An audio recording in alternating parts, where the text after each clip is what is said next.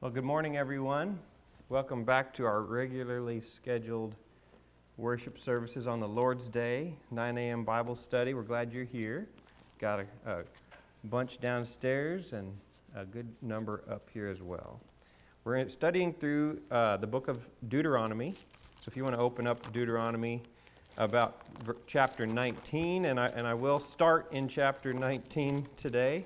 We're moving on through our study, and I appreciate Jesse Jackson filling in for me 2 Sundays ago while we were out on the Labor Day weekend. I did get a chance to listen to that class. Appreciate you making progress all the way through Lesson 7, and only, unfortunately for you, because I know you had prepared a lot on the next section, only a few minutes in Lesson 8 or past Deuteronomy chapter 29. So hopefully we'll get time today to talk about some of those things, share each other's ideas.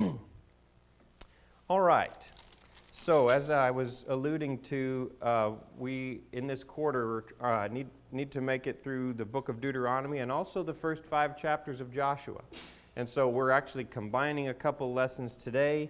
So it's 8 chapters of Deuteronomy that you were responsible for. So hopefully you were able to get through those if you had the lesson. Chapters 19 all the way through 26. And we're in this 3-part section, as Brother Waldron breaks it down, of just the law, right? So you would expect in the book of Deuteronomy to have the law, because that's the purpose of the book, is a second telling of the law. Right before the children of Israel are to go into the promised land, they're on the plains of Moab, opposite Jericho, right? They're by the Jordan, opposite Jericho. And he's now in his last days. As you can see next week in our reading, we'll see that Moses dies. And it's not a long time after this. He speaks this, and then he is going to die. We know he dies at the age of 120. So this is the end of their 40 years of wandering, and they're receiving a retelling of the law. Because the entire generation that was age 20 and older has passed away in the wilderness. So now you've got this very young group of Israelites, millions of people, right, who were either age 19 when they crossed the Red Sea or younger, or they were born in the wilderness. And now they may be as old as 39 years old, right, if they were wandering in the wilderness for 40 years. And Moses is retelling the law that was received 40 years ago at Mount Sinai. So very important that they receive this law. They didn't all have a copy of it, right? They certainly didn't all have a phone in their pocket where they could Google, where did God say this? Where did he say that? Like we can. And so Moses speaks the law to them. And so as we're reading through the old law, there's some principles that I wanted to emphasize to you. And some of these things we've talked about in prior lessons, and even Jesse touched on a few of these last week, or some of my questions were kind of leading you to some of these points. But I wanted to put them together here just to help us, because as you're reading through the old law, sometimes, and as this lesson in particular shows, there's over 50, as I counted them up. Waldron breaks them down a little differently, maybe groups a few. But I was noticing just between chapter 19 and chapter 26, I counted over 50. I had about 51 individual law topics. And maybe that's one verse, like you shall not muzzle the ox while he is threshing. There's a law. Or maybe it's 5 verses where it's talking about what do you do if your brother dies and he didn't have a son. And so those laws, some of them make sense right off the bat. That's a perfect. That makes sense. I would make that law. Other ones, it's like I don't understand that law. So some principles to keep in mind as you study the old law. First off, we're not given a reason for every law, but know that it is perfect, holy, righteous, and good. Keep that in mind, because that's commentary from other parts of the Bible, right? We know Psalm 19, the law of the Lord is perfect, and we sing those different points about the law, more precious than gold and sweeter than the honey and the honeycomb. That was David's comment on the law. He loved the law, and so we should look for that perfection and holiness. And then over in Romans, as we studied on Sunday morning, that was the commentary there that it is holy, it's righteous, it's good. It's my rebellion that brings sin. The law didn't bring sin.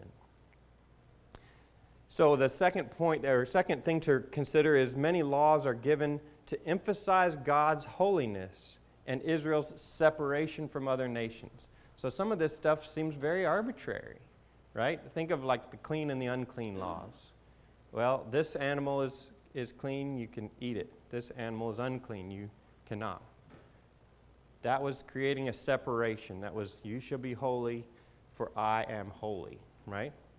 There was one that we looked at in last week's lesson that was very clearly stated, you can do this, you cannot do this, but the foreigner can. It's okay if the foreigner does. And it's like, well, is there something wrong with this or not, God? Well, the answer is, he's trying to teach you something. You are a separate people, right? And the foreigner is not going to have this law. You're my chosen people. C, the law was a civil, criminal, and spiritual law. That's something to remember because we're no longer in a physical nation, right? So it's going to feel a little different. There's going to be some detailed, nitty-gritty stuff, like do not move the ancient boundary, right? Don't move your neighbor's fence row. There's just detailed stuff because he's managing an entire nation with this law. And today it's obviously a spiritual law, and we live in pagan nations. So that's going to feel a little different. It's also good to note that, hey, this had a start date. 1446 is when he gave the law at Sinai. And it had an end date. And I put two options there, however you want to see that. But obviously, what happened in 30 A.D.? It's nailed to the cross, right? So we're not under the old law anymore. 70 A.D., if you want to think more about the Jewish nation finally being punished when Jerusalem was destroyed, and it was judged. It was ended, right? And so that puts this in a specific time. And so how might that help us understand some of these laws? Nora? Well, God gave the law complete for the time that they were in. So, like you said, on the civil and criminal things, there are statutes in there, and these same kinds of statutes are used in common law today in different ways in the Western nations and even in the Eastern nations. And so, again, there's a difference between managing physical things and being righteous in doing that, and bringing justice to all people. Right. And because those laws ultimately were going to be for all people. But the Jewish nation itself, like I said, had to be separate. And so every aspect of life is governed by law. Yeah. That's right. Jesse? From the beginning, right, God wanted to be king himself over the people, but they wanted that intermediate king like the rest of the world had. And I think that, like you're saying about us and where we live now, it's supposed to be that vertical alignment. And if I'm doing what's right before God, I would have praise of the same when it comes to the civil government, like Paul said. So I think that maybe maturity-wise, they weren't quite ready for that back then and that era. But that's still the picture that I see that God had in mind. Yeah, interesting. Yeah, civilizations have certainly changed in maturity level. I think about a lot of the laws that you run across regarding women, right? And in that time, a woman was highly dependent on a husband or a father for her livelihood. And so if a man violates a woman, right, rapes her, the law was he has to marry her and never divorce her, right? And these days, in our more equal society where women can, and frequently do get a degree and support themselves and don't have any problem, our mindset has completely shifted to, well, if a person rapes you, you wouldn't want to be anywhere near that person. But back then, it's like that person's been defiled in the sense that they've lost their virginity, No one else is going to want to marry her because they're looking for a virgin. In fact, God's law was requiring that. And so she needs a husband. He needs to take responsibility for what he has done. And now he has the responsibility of caring for that woman as a wife for the rest of his life. That made a lot of sense in this day and age. Otherwise, she's destitute, right? Or she's dependent on her father because of what he did. So it's a law that made sense. At least we can make sense out of it. We can refer back to letter A that it was perfect, it was holy, it was righteous, it was good. But we can also understand from the time period why that might make a little bit more sense. D, some statutes were given because of the hardness of their hearts. That's another thing to remember. And the example that we can turn to very clearly is Matthew 19, right, when they were asking him about divorce. And in that situation, they're asking about why did Moses give him a certificate, or command them to give a certificate of divorce and send a woman away? And what did Jesus teach? The original, it was a starting point, except for adultery. Yeah, he said Moses gave you that law because of the hardness of your hearts, which basically meant what? What were they doing? They were abusing the law. They were divorcing their wives. Yeah. Right? You were already divorcing your wives. From the beginning, it was not so. He teaches that what man has joined together, let no man separate. The intent was to not separate marriages at all. And he gives the exception except to be for fornication. But the intent is marriage for life. But since you were divorcing your wives, he gives a law for when you divorce your wife, here's what you do. You give her a certificate of divorce. So was Moses condoning divorce? No. That's a principle to take with us. So if you see a law where it's like, okay, if a man rapes a woman, or if something terrible happens, that doesn't mean, God's okay with rape. No, he's just saying, here's what you do in that scenario.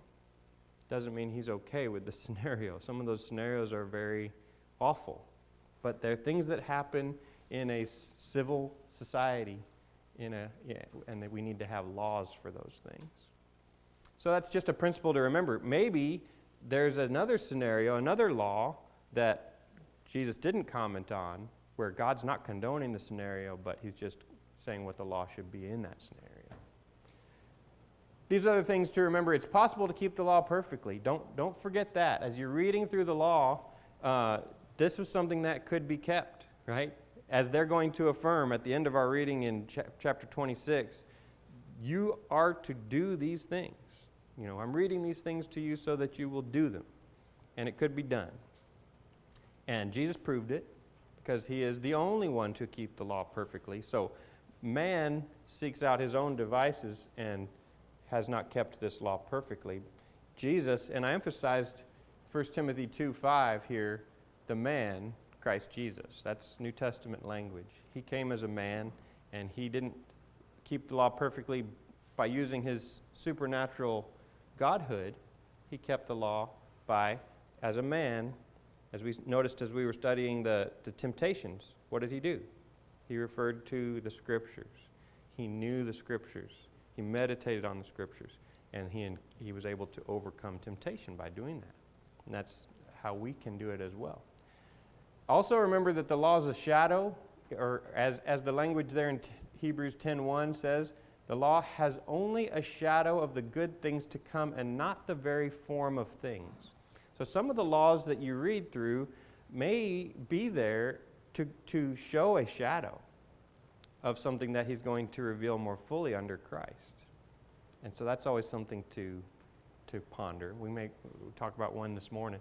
And that the law was given to lead us to Christ. So all the while, as you're studying the old law, be thinking about how does this lead me to Christ? There may be something in the law, in the specific statute, that points to Christ, right? I mean, maybe it's the firstborn son law, right? We know that he would be the firstborn. Or the fact that you need to stone a rebellious son, right? And he's obviously the one who comes to do all of God's will, right? He's not going to rebel. The rest of us are the rebellious son. So these are some things. It's probably not an exhaustive list, just the ones I thought I'd pull together for you to utilize as you study these passages. So question 1, I asked you on the lesson to write down anything you've read through that, boy, this law just doesn't make sense to me. I don't know why God would have given this law. And to then think, how do any of these principles apply to your question? Did anybody write something down that they want to share with the class, or a question that you have? I'm not saying I have all the answers. I'm saying these are some great principles we can apply. Jesse? Right on the buzzer that week, I was trying to bring out that a few times the concept comes out where the people are reminded that they shouldn't have pity. The penalty was, hand for hand, eye for eye, whatever it was. He's like, there's probably going to be circumstances where you're like, man, that, person was just defending himself, whatever the case might be, that you would want to justify or rationalize it. And I had kind of brought out again, just among men, I find it fascinating usually when men are just looking for solutions to problems and they come up with a different phrasing or something like that of what God would say in the Bible. But it was Adam Smith that wrote that if you show mercy to the guilty, you're showing cruelty to the innocent. Like if someone's convicted of a crime, they go through the system and you just put them right back out in society again and they do the same thing again. By being a little compassionate or merciful on a criminal, you have caused more harm than good. And a lot of times we probably can't see the calculated end of that, what might happen, the unintended consequences of doing that and letting something go unpunished. But this is God's way of trying to be sure that you stay 100 miles clear of doing the thing. You know what I mean? Sure.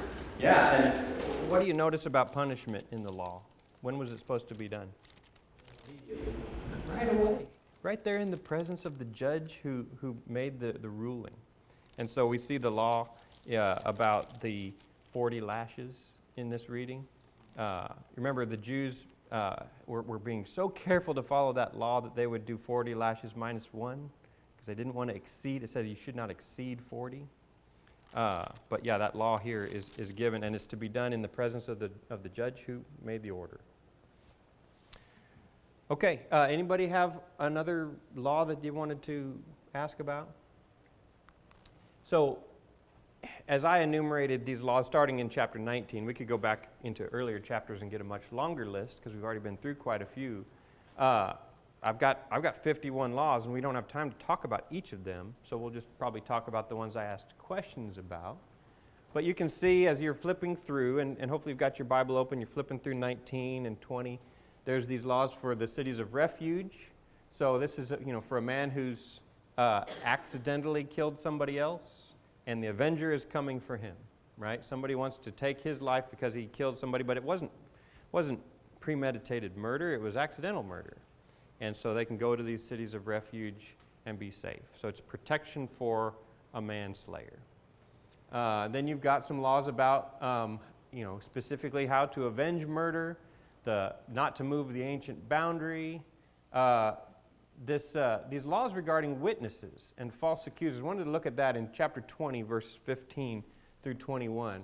And I asked you, because I want you to notice, this is a famous law, right? This eye for an eye. It's something that's maybe pulled out as the prime example of the Mosaic law, the eye for an eye. And this is not the only place where it's stated, but in this context, it's chapter 20, verses 15 through 21. Let me find it here. Did I miss that wrong?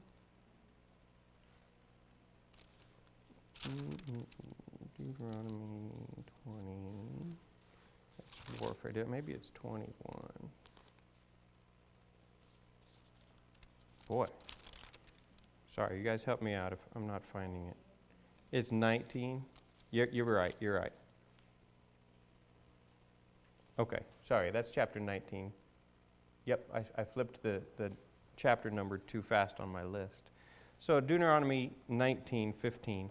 A single witness shall not rise up against a man on account of any iniquity or sin which he has committed. On the evidence of 2 or 3 witnesses, a matter shall be confirmed. If a malicious witness rises up against a man to accuse him of wrongdoing, then both the men who have the dispute shall stand before the Lord, before the priests and the judges who will be in office in those days. The judges shall investigate thoroughly, and if the witness is a false witness, and he has accused his brother falsely, then you shall do to him just as he has intended to do to his brother. Thus you shall purge the evil from among you. The rest will hear and be afraid, and will never again do such an evil thing among you. Thus you shall show no pity. Life for life, eye for eye, tooth for tooth, hand for hand, foot for foot. So what context does he give that eye for eye rule? So a false witness is seeking something from his brother, right? He's wronged me. He did this to me. Therefore, I should get some repayment. And if that person is lying, then the same shall be done to them. The very thing you wanted to do to this brother, so you're now maliciously doing it to somebody else who didn't, they're innocent. Now it's going to happen to you. I thought that's interesting to see that context for eye for an eye.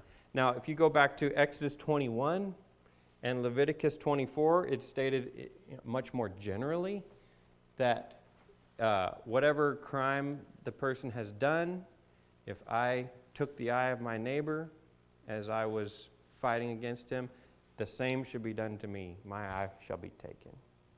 Right? Why was that a law of justice?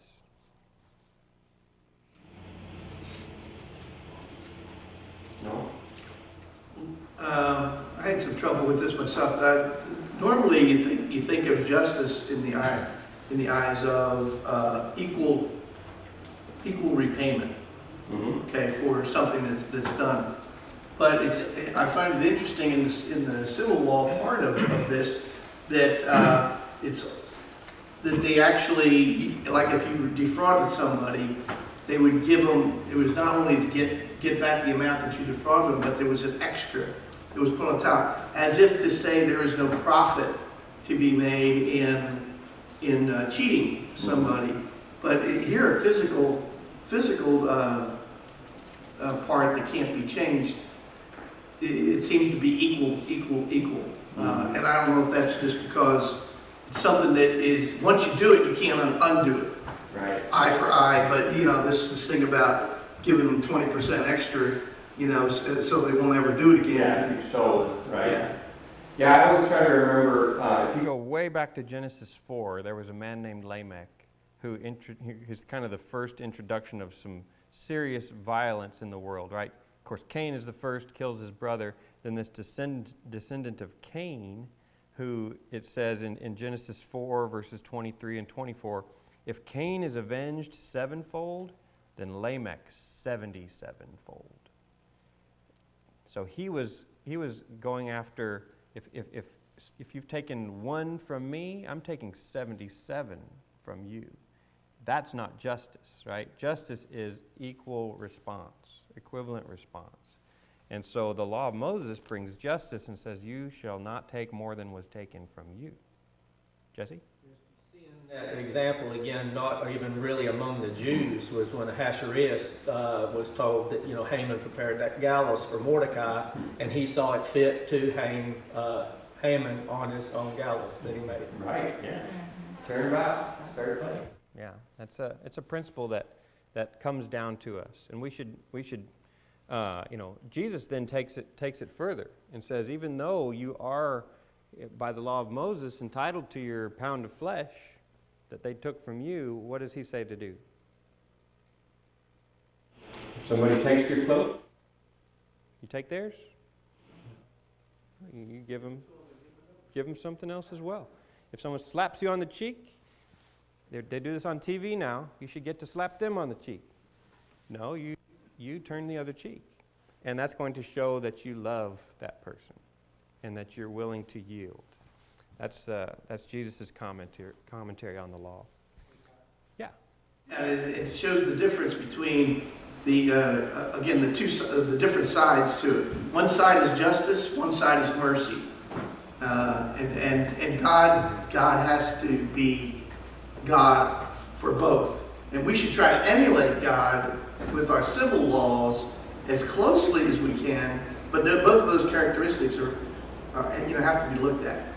Yeah, should the law command, our civil law that is, should it command that innocent person who's been stolen from to turn the other cheek? No, I think that the civil authorities, like it says in Romans 13, were there to avenge the ones who do right and to punish the evildoer. And so that's the civil law, but every person has the power to show mercy in a Christ-like way and to demonstrate Christ on the earth. I think we'll move past question 3, which was about going to war. You can kind of see that this long list of laws. Question or number 14 down here was about misgendered clothing, or at least as I describe it. Chapter 22, verse 5, if I got my reference right this time. A woman shall not wear man's clothing, nor shall a man put on a woman's clothing, for whoever does these things is an abomination to the Lord your God. So what does that reveal about God's view of gender?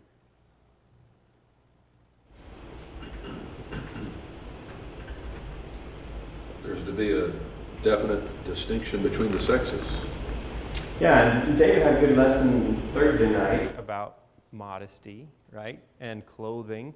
And here's another specific principle that he didn't have time to touch on, but we should dress for our own gender. And that's what God expects. How many genders does he list? 2. It's kind of binary, isn't it? So that's another thing we can observe all throughout the Scripture. God made them male and female. And our culture is trying to destroy that because they want to destroy any aspect of God's teaching in the world. But that's just a fact. But we should consider that. Does this clothing make me look like I'm not the gender God designed me to be? I should consider that, right? It is the old law, right? And we don't go to the old law for authority, right? But we do see these principles continuing in the new law. What are some gender-related laws in the New Testament? Associated with the actions in the assembly. Sure. Yeah, I instruct the men in every place to pray, right? So men are to lead the prayers. There's many others. The head covering, right? In their culture, women wore head coverings, and there was this question that the Corinthians apparently had asked, well, are they supposed to take it off because they've been given these prayers and prophecies like God was going to pour out his Holy Spirit on the sons and the daughters? And so should we take it off? And the answer was no. That's a sign of your submission to the man. Doesn't seem to be everyone in every culture for all time needs to be wearing these veils, but that was a sign for their time, and so he says we have no other custom, and he refers to it as a custom in that context. So yeah, it's just interesting to notice that God's very specific. Don't put on women's clothing. People are doing that today, and that's sad. So this list of laws goes on. I wanted to notice in number 22 on my list, which is also chapter 22, verse 22. Notice what it says there about those who are caught in adultery. If a man is found lying with a married woman, then both of them shall die, the man who lay with the woman and the woman. Thus you shall purge the evil from Israel. Did you notice there's quite a few laws here that are capital punishment? There's more than a few. It's not just murder. It's not just premeditated murder. That is a capital crime, where the person is to be put to death. But here, adultery, that's a capital crime. Rape is also in that list. And so, it's interesting commentary on how God views the value of capital punishment, right? Where our society is moving further and further and further away from that to where it's extremely rare and only in certain states that a person is ever put to death for their crime. But God's obviously got no problem with that, because what does it do? It purges the evil from Israel. And as we've noticed in multiple other laws, what does it also do to the rest? Deterrence. Right? As in multiple places you'll notice it says, and the rest of the people will hear and fear. They'll hear and fear. That's the idea of a deterrent. Right? This will keep people from continuing into these wicked ways. But I asked you the question in question 5. How should that have applied in the case that was brought before Jesus in John chapter 8? We're probably more familiar with that story, right? It's the woman caught in adultery. So what had they missed? Takes two to commit. Yeah, it takes two to tango, right? Francis, did you have to come Well, the man was not either being recognized. Right. And it says very plainly here, and I'm sure those Pharisees and Sadducees who were trying to test Jesus probably had a better working knowledge of the old law than I do, because we're studying through this and getting a good understanding of it, hopefully from our reading. But they knew what the law said. And if she's caught in the very act, then there was a man there too. So what does that show about their hearts? Are they interested in following God's law? No. And so even we can see that this is not a genuine question for the rabbi Jesus, to learn something from him. No, he knew that they weren't there to learn something about what should be done. They were there to test him and to trap him. And so he teaches her to what? Go and sin no more. He doesn't condemn her, but he says, go and sin no more. That was a sin. And he is the Lord, and he's able to forgive sin. And so he does. So interesting to run across these laws in our reading and be like, it's so plain. Why did they not follow God's law? Well, obviously that shows their hearts. We talked a little bit about Deuteronomy 24 as we continue on down this list. Of course, there's lots and lots of laws here.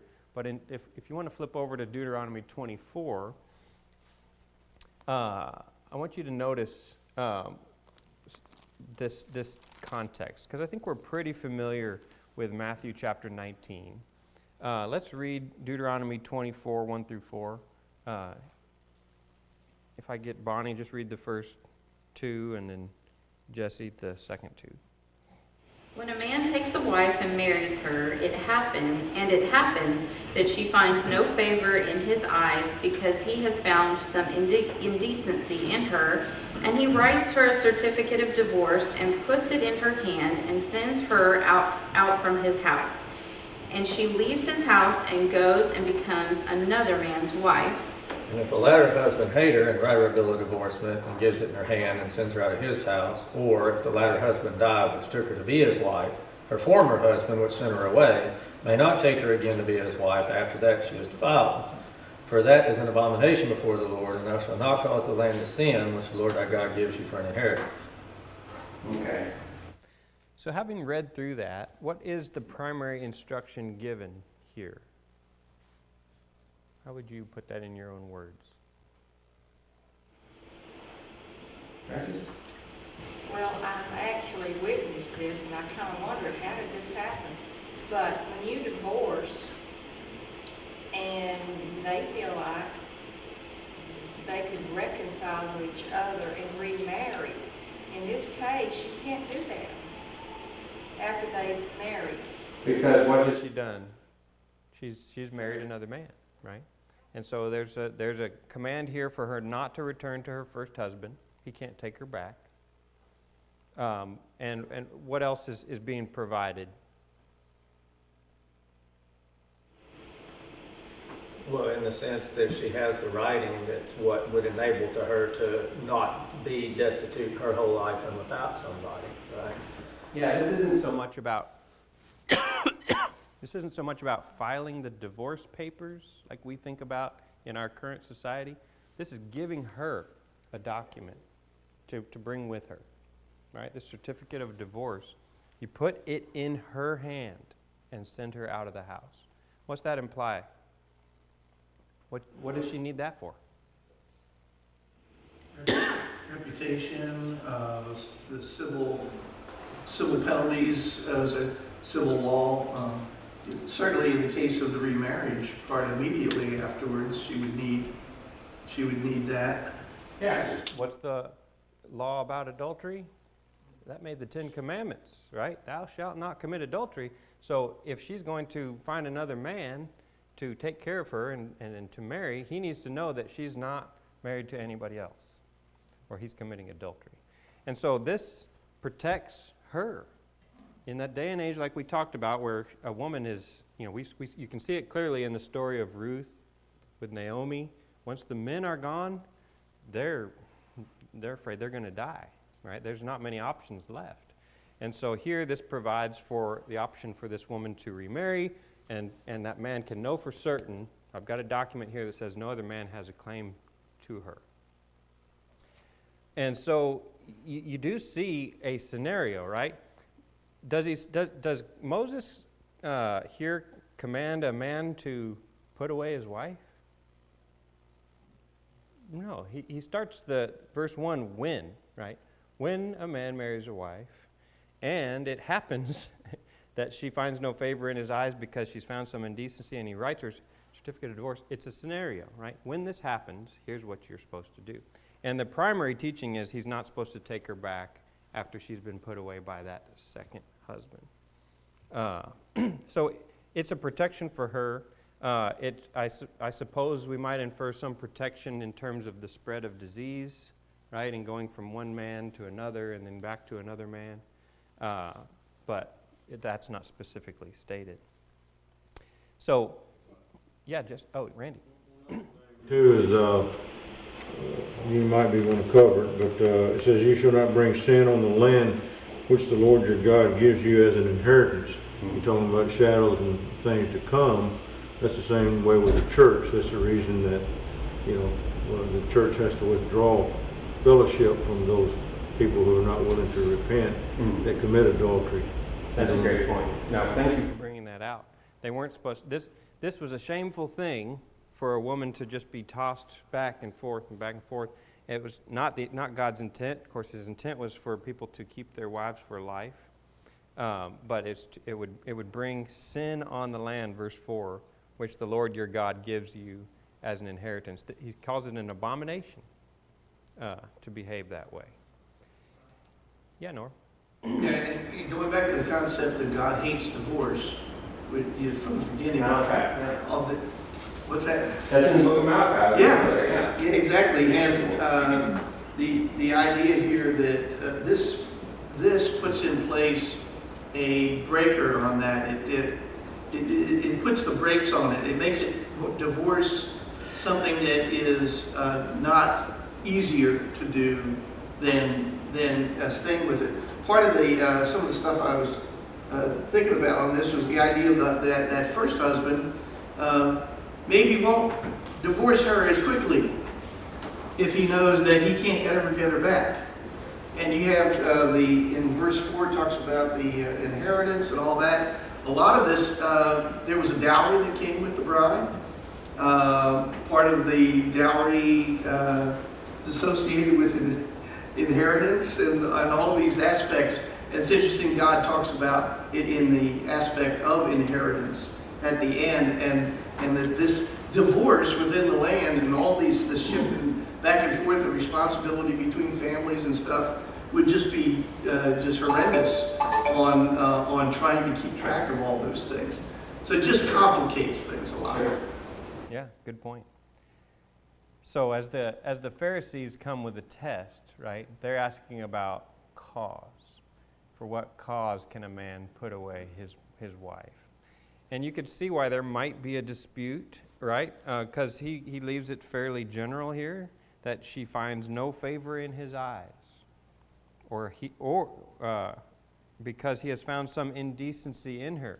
And so two schools of thought arose. Well, this indecency must be a sexual misconduct. Other school, no, this might be just anything that she's done. It doesn't specify, because he's simply giving, here's what you do when this happens. When you have sent your wife away, you cannot take her back, to Norm's point. And so then Jesus, who's asked about cause, he zeroes in on cause. He says, there basically is no good reason to separate what God has joined together except for one. And he gives the cause of fornication.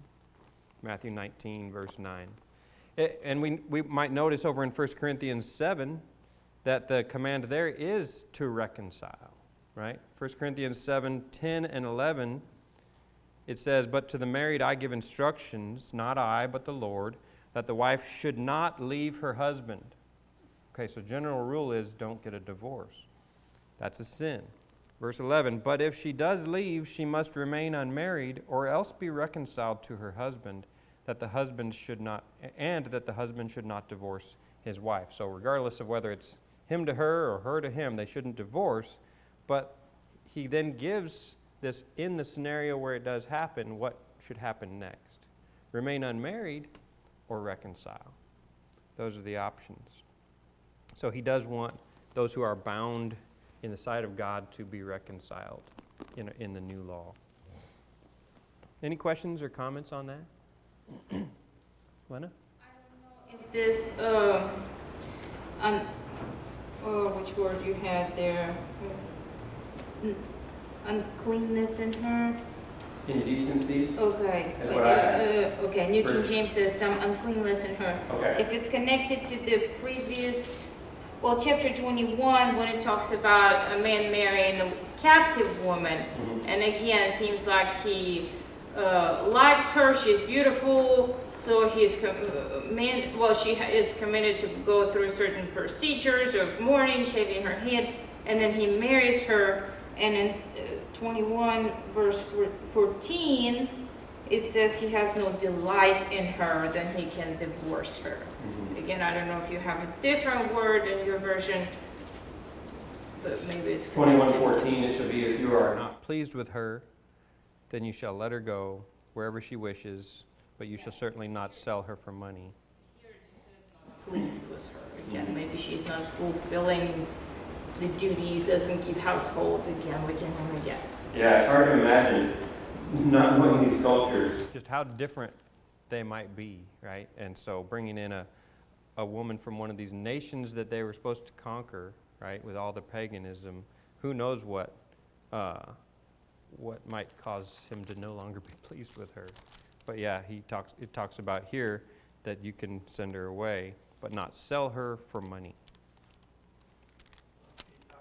The whole thing would have been, stay away from them to begin with. Right. That would have been one of Jesus's, from the beginning, it was, from the beginning, don't have anything to do with them. But if in fact you do. Yeah, that's right. Very quickly in our last minute, question 7 is about this law, Deuteronomy 25:4, "You shall not muzzle the ox while he is threshing." What was Paul's comment on that verse in 1 Corinthians 9? Those that are laboring in teaching particularly, are worthy of their hire. Yeah, what did he say, right? After he quotes the passage, "You shall not muzzle the ox while he is threshing," what's the very next thing Paul says?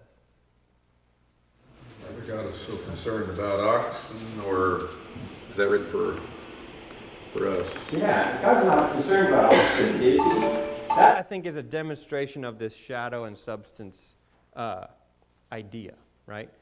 Yes, I don't think he's saying he's not concerned about oxen at all. It's unjust to starve the poor animal that's working. And so he's got that law there. But he put that in there because he's going to teach something much greater from this, that we follow the same principle that a preacher who is threshing, he is working to study and to teach the law of God, should get his living from the gospel. 1 Corinthians 9, very plainly, those who preach the gospel should receive their living from the gospel. And he teaches that greater lesson from it. All right, our time is up. We're going to have a new lesson next week that's also, as I showed, a combination of the next two so that we can get done before the end of the quarter and move on. Jason is going to teach next quarter as we move into the conquest and the judges.